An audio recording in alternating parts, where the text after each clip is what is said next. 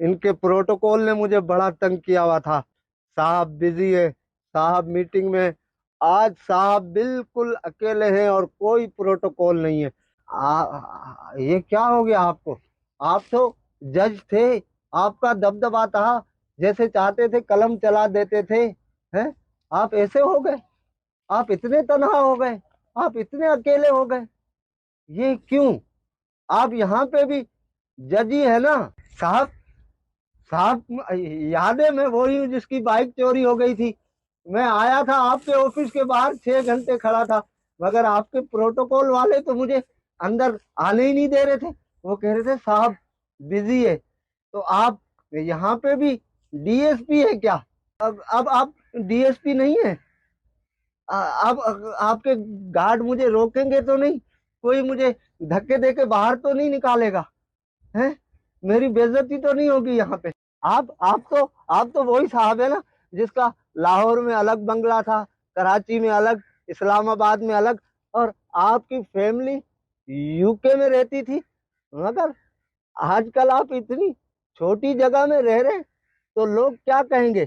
آپ کی عزت پہ بات نہیں آئے گی؟ ہیں؟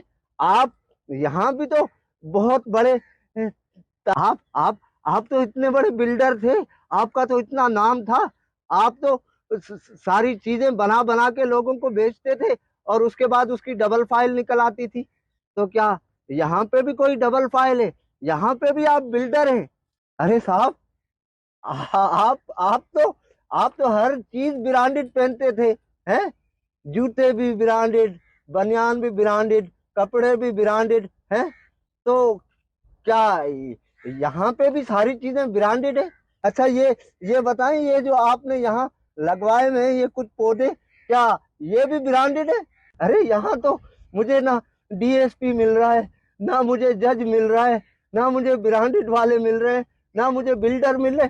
ارے یہ حاجی صاحب، حاجی صاحب، حاجی صاحب کچھ بولیں تو صحیح۔ حاجی صاحب آپ تو بہت بڑے تاجر تھے، آپ چیزیں اسٹاک کر کے رکھتے تھے اور اس کے بعد اس کو ڈبل ریٹوں پہ بیچتے تھے۔ آپ یہ سوچتے تھے کہ چیزیں مہنگی ہوگی تو میں ڈبل ریٹ پہ بیچوں گا تو منافع ہوگا۔ تو یہاں بھی آپ ساری چیزیں کیا ڈبل ریٹوں پہ بیچ رہے ہیں؟ اور کیا یہاں بھی آپ حاجی صاحب ہیں کیا؟ جو آج صاحب مسند ہیں وہ کل نہیں ہوں گے، کرایہ دار ہیں، ذاتی مکان تھوڑی ہے۔